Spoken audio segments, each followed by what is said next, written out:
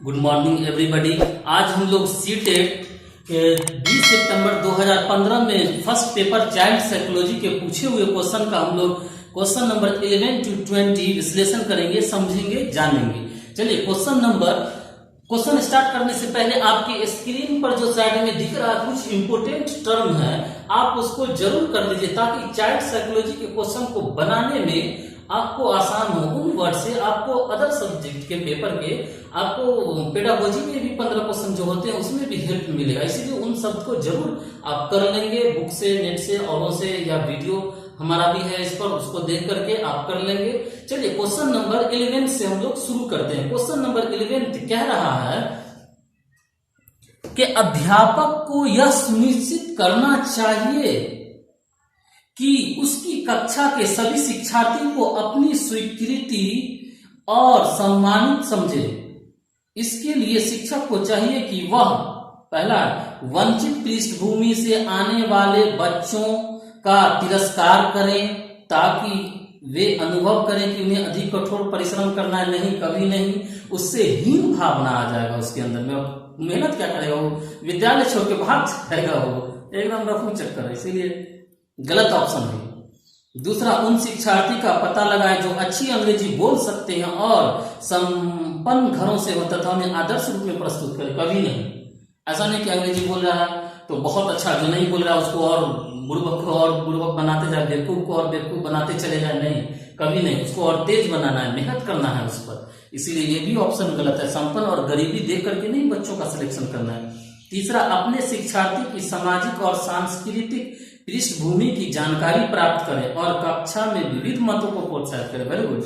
अपने सारे बच्चों के बारे में जानिए, उसका पृष्ठभूमि, सांस्कृतिक पृष्ठभूमि क्या है, आर्थिक पृष्ठभूमि क्या है, सामाजिक पृष्ठभूमि क्या है, और इन चीज को समझने के बाद कक्षा में विविध तरह के सोच, समझ, मत, विधि का प्रयोग किया जाए। बहुत अच्छा लाइन है ये क्वेश्चन अच्छा है, इसका ऑप्शन तो पकड़ा ही गया। नेक्स्ट है, कड़े नियम बनाए और जो बच्चे उनका पालन न करें उन्हें दंड के नहीं, नेवर। 11th नंबर का आप कर सकते हैं, 11th नंबर का 3rd नंबर क्वेश्चन का ऑप्शन नंबर सही है। 12 नंबर क्वेश्चन में सुरेश समान रूप से एक शांत कमरे में अकेले पढ़ना चाहता है, जबकि मदन एक समूह में, इंडिविजुअल डिफरेंसेज है, अपना अपना सबका तरीका है, जिसको जहां पढ़ना हो समूह में मित्रों के साथ पढ़ना चाहता है। यह उनकी डॉट डॉट के विभिन्नता के कारण है। पहला अभिक्षमता, दूसरा अधिगम शैली, तीसरा प्रवर्त स्तर और चौथा मूल। अधिगम शैली में डिफरेंस है, उसका सीखने का जो उसका स्टाइल है, लर्निंग स्टाइल है, उसमें फर्क है। कोई लर्निंग स्टाइल का मतलब कोई अकेले पढ़ सकता है, कोई ग्रुप में पढ़ सकता है, किसी को शांत भाव चाहिए, बहुत सारा अलग अलग तरीके के बच्चे होते हैं। तो ये अधिगम शैली की बात है, तो 12 का दूसरा रखिए, 12 का दूसरा। चलिए नेक्स्ट है 13 में, भारत में सर्वाधिक विभिन्नता बहुत है। सही बात है, बहुत है। इस संदर्भ में विशेषकर कक्षा 1 और कक्षा 2 के प्राथमिक स्तर पर बहुभाषिक के कक्षाओं के बारे में सरलता उपयुक्त कथन है। पहला, विद्यालय में उन्हीं बच्चों को प्रवेश दिया जाए जिनकी मातृभाषा वही है जो शिक्षा के लिए अपनाई जा रहा हो, नहीं, कभी नहीं। दूसरा है, शिक्षक को सभी भाषाओं का सम्मान करना चाहिए और सभी भाषाओं में अभिव्यक्ति के बच्चों को प्रोत्साहित करना चाहिए। हाँ।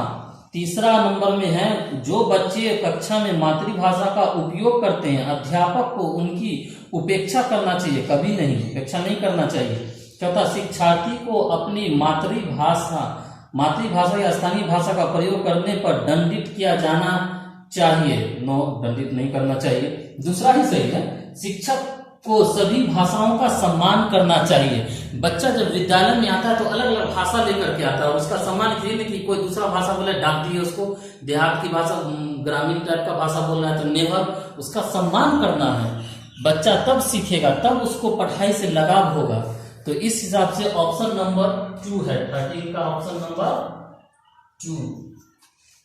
चलिए 14th नंबर प्रश्न में है, प्रकृति पोषण विवाद में प्रकृति से क्या अभिप्राय है। कई बार रिपीटेड क्वेश्चन है दोस्ती, ये बहुत बार पूछ चुका है। वंशानुक्रम और वातावरण दोनों की अंतःक्रिया का प्रकृति के पोषण से विवाद है या संबंध है या फिर मतलब है, ये आप समझ सकते हैं। इस क्वेश्चन के लिए ज्यादा समय नहीं देना है, हम लोग समझते हैं।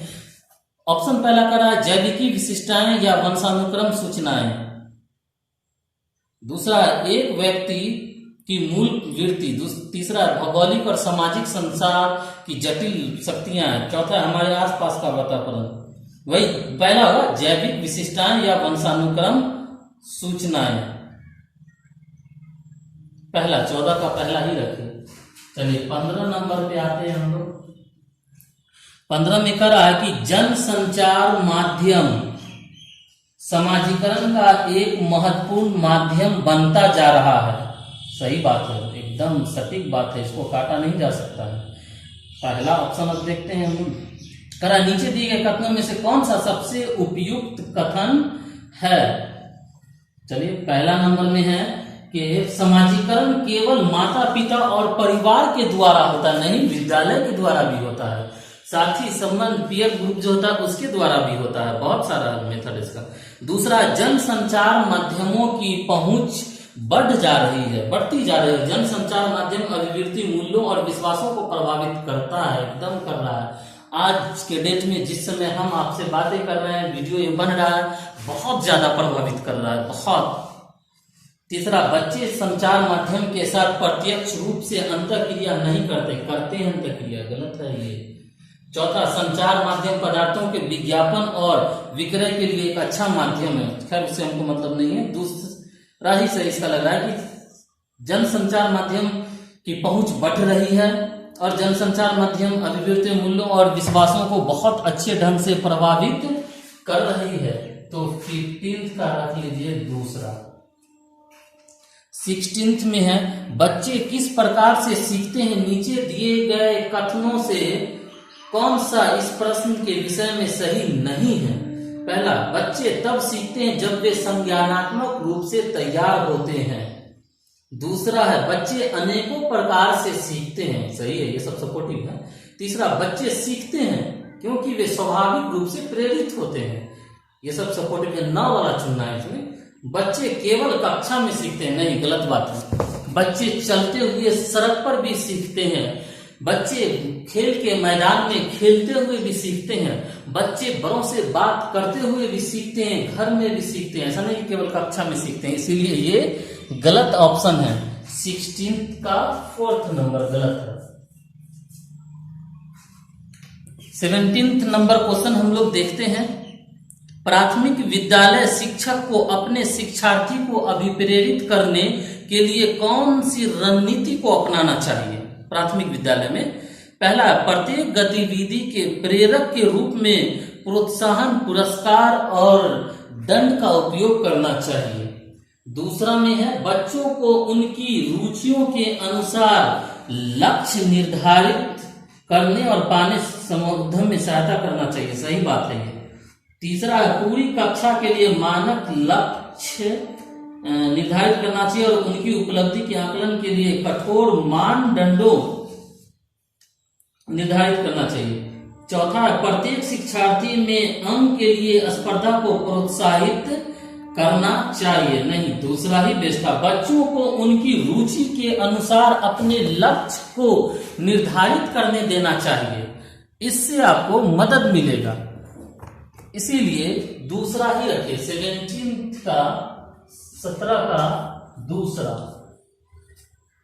आइए 18 नंबर पे आते हैं।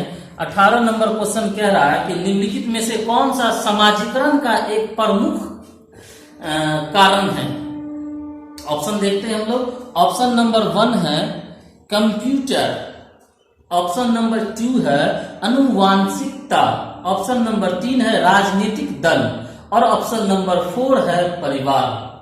तो आप समझ गए होंगे शायद परिवार। विद्यालय भी और भी है इस ऑप्शन में जो अवेलेबल है, जैसे कंप्यूटर है, राजनीतिक दल है, अनुवांशिकता है तो और परिवार है, तो इन सब में बेस्ट होगा परिवार ही। विद्यालय भी है, खेल का मैदान भी है और सारा चीज है, लेकिन यहाँ इस ऑप्शन के अनुसार हम लोग देख रहे हैं। 19 में बच्चों को समूह कार्य देना एक प्रभावी शिक्षण रणनीति है क्योंकि छोटे समूह में कुछ बच्चों को दूसरे बच्चों पर हावी होने की अनुमति होती है। नहीं, ऐसा नहीं कि कोई किसी पर हावी हो जाए, हावी का कोई सेंस नहीं है। दूसरा, सीखने की प्रक्रिया में बच्चे दूसरों से सीखते हैं और परस्पर सहायता भी करते हैं। तीसरा है, बच्चे अपना काम जल्दी करने में समर्थ होते हैं। और चौथा, इससे शिक्षक का काम कम हो जाता है। तो बेस्ट होगा, छोटे समय में बच्चे को दूसरे पर नहीं होगा। सीखने की प्रक्रिया में बच्चे दूसरे से सीखते हैं, ये बेस्ट है। बच्चे दूसरों से भी सीखते हैं, देखकर उनका अनुकरण करके सीखते हैं बच्चे, इसीलिए 19 का 2 रखिए। 20 में कह रहा है, एक औसत बुद्धि वाला बच्चा यदि भाषा को पढ़ने एवं समझने में कठिनाई प्रदर्शित करता है तो यह संकेत देता है कि बच्चा ... से ग्रसित है। हम लोग देख चुके हैं, बहुत फेवरेट क्वेश्चन है सीटेट का ये। पढ़ने में दिक्कत हो तो लिखने में डिसलेक्सिया होता है। पढ़ने में दिक्कत हो तो डिसलेक्सिया, लिखने में दिक्कत हो तो डिस्ग्राफिया, गति में दिक्कत हो तो डिस्प्रैक्सिया, गति संबंधी दिक्कत हो तो, और मैथ में दिक्कत हो तो डिसकैलकुलिया। इस टाइप से होता है, कई बीमारी है। तो यहाँ पढ़ने लिखने में दिक्कत है तो पहला ऑप्शन पर लेखन अक्षमता डिस्ग्राफिया नो, दूसरा गणितीय अक्षमता डिसकैलकुलिया नो, तीसरा गति अक्षमता डिस्प्रैक्सिया नो, चौथा पठन अक्षमता डिसलेक्सिया यस। पढ़ने संबंधी अगर कुछ प्रॉब्लम हो तो वो डिसलेक्सिया होता है, ऑप्शन नंबर 4 में है। पढ़ने संबंधी अगर प्रॉब्लम हो तो डिसलेक्सिया, लिखने संबंधी हो तो डिस्ग्राफिया, गति संबंधी हो तो डिस्प्रैक्सिया, गणित में मैथमेटिकली टर्म में हो तो वो होगा डिसकैलकुलिया। चलिए, अगर वीडियो समझ में आया हो और आपको लगा हो कि कुछ समझ में आया है, कुछ फायदा हुआ है, तो इस वीडियो को, अगर अभी तक आप मेरे चैनल को सब्सक्राइब नहीं किए हैं तो सब्सक्राइब कीजिए, लाइक कीजिए और तक पहुंचाइए। Okay, thank you very much.